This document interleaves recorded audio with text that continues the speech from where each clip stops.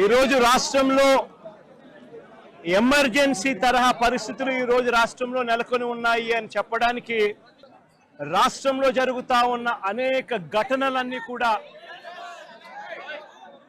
ఇవాళ రాష్ట్రంలో ఉన్న ఎమర్జెన్సీ పరిస్థితులను ఆశ్చర్యం కలిగించే విషయాలు నేను అడుగుతా ఉన్నాను. ఇదే చంద్రబాబు నాయుడు గారి ప్రభుత్వాన్ని అడుగుతా ఉన్నాను, చంద్రబాబు నాయుడుని అడుగుతా ఉన్నాను. ఆయన అడుగులకు మడుగులెత్తే పోలీసు అధికారులను అడుగుతా ఉన్నాను. ఎందుకయ్యా ఈ ఆంక్షలు పెట్టారు అని అడుగుతా ఉన్నాను. ఎందుకయ్యా ఒక రాజకీయ నాయకుడు తమ పార్టీకి సంబంధించిన వాళ్ళను కలవడం ఏమైనా నేరమా అని అడుగుతా ఉన్నాను. అలా కలవడానికి వస్తే అదేమైనా తప్ప అని అడుగుతా ఉన్నాను. ఎందుకు ఆంక్షలు పెడతా ఉన్నారు అని అడుగుతా ఉన్నాను. నా కార్యక్రమానికి నన్ను అభిమానించే వాళ్ళు ఎవరైనా కూడా వస్తే తప్పేమిటి అని అడుగుతా ఉన్నాను. వాళ్ళని రానివ్వకుండా ఏకంగా రోడ్లన్నీ తవ్వారు. సందులు బొందులు ఎక్కడి నుంచి అయితే బండ్లు వస్తాయని అనుకుంటున్నారో, 2 వీలర్స్ వస్తాయని అనుకుంటున్నారో రాకుండా చేసేందుకు ఏకంగా రోడ్లను తవ్విన అధ్వానమైన పరిస్థితి బహుశా ప్రపంచ చరిత్రలో ఏ రాజకీయ పార్టీకి ఉండదేమో, ఒక చంద్రబాబు నాయుడు గారి పార్టీకి తప్ప. నిజంగా ఒక ప్రతిపక్ష నాయకుడిని చూసి చంద్రబాబు నాయుడు ఇంతగా భయపడతా ఉన్నాడంటే నిజంగా చంద్రబాబు నాయుడు గారు ఎక్కడైనా బావి చూసుకొని దుంకాలి. ఒక ప్రతిపక్ష నాయకుడిని చూసి, ఒక ప్రతిపక్షాన్ని చూసి ఇంతగా భయపడి ఆయన వస్తున్నాడేమో, ఆయన వస్తూ ఉంటే అభిమానులను ఆపేదాని కోసం అని చెప్పి, ఆయన వస్తూ ఉంటే ప్రజలను ఆపేందుకోసమని రోడ్లను కూడా తవ్విన చరిత్ర ఒక చంద్రబాబు నాయుడు గారికి మాత్రమే దక్కుతుంది. ఈరోజు దాదాపుగా 2000 పైసలకు పోలీసులు, 2000 పైసలకు పోలీసులు, లెక్కలేనంత మంది డిఎస్పీలు, డిఐజీ ఇక్కడే తీసేసినాడట. నాకు ఆశ్చర్యం అనిపించింది. అసలు వీళ్ళంతా కూడా నా సెక్యూరిటీ కోసం కాదు, వీళ్ళంతా జగన్ వస్తా ఉన్నాడు అని అంటే జగన్ను చూడడానికి అభిమానులు ఎవరైనా వస్తారేమో, ఆ అభిమానులను ఆపడం కోసం ఇంతమందిని ఉపయోగిస్తూ ఉన్నారు. అంటే ఎంత వ్యతిరేకత చంద్రబాబు నాయుడు గారి ప్రభుత్వం మీద ఉంది అని చెప్పడానికి, ఎంతగా చంద్రబాబు నాయుడు గారు తన పాలనను చూసి తానే భయపడతా ఉన్నాడు అని చెప్పడానికి ఇంతకన్నా ఇంకా వేరే నిదర్శనాలు కూడా అవసరం లేదు.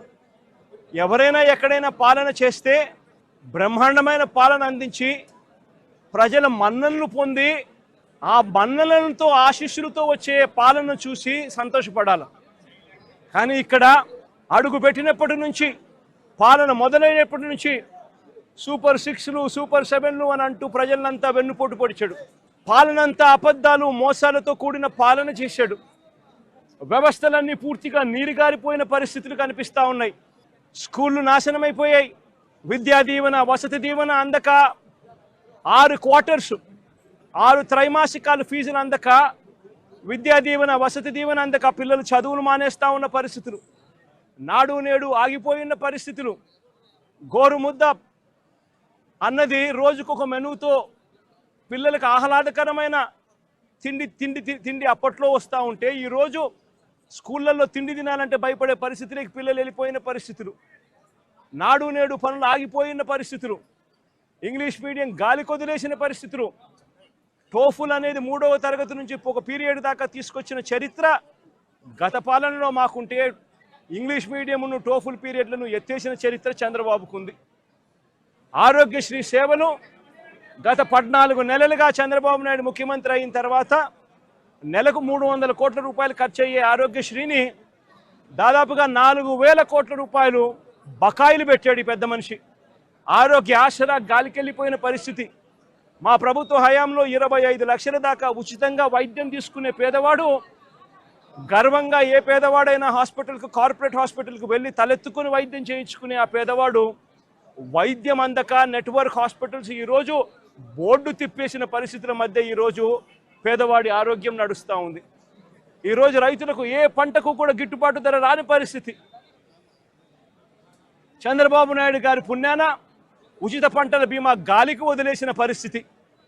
చంద్రబాబు నాయుడు గారి పుణ్యాన రైతులకు అందుతా ఉన్న రైతు భరోసా అన్న పథకం చంద్రబాబు నాయుడు గారి దగ్గరుండి కూనీ చేసిన పరిస్థితి. రైతు వ్యవసాయం చేసుకోవడం చంద్రబాబు నాయుడు గారి పాలనలో రైతులు ఆత్మహత్య శరణ్యం అన్న పరిస్థితిలోకి ఈరోజు వ్యవసాయం దిగజారింది. రాష్ట్రంలో ఈరోజు లా అండ్ ఆర్డర్ పూర్తిగా పోయి ఉన్న పరిస్థితి.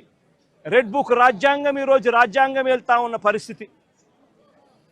సూపర్ 6లు సూపర్ 7లు మోసాలే అయి ఇంతకుముందు జగన్ ఉన్నప్పుడు ఇస్తా ఉన్న ప్రతి పథకము రద్దయిపోయి ఈరోజు ప్రజల బతుకులు, పేదవాడి బతుకులు ఈరోజు అల్లాడుతూ ఉన్న పరిస్థితులు ఈరోజు రాష్ట్రంలో కనిపిస్తూ ఉన్నాయి.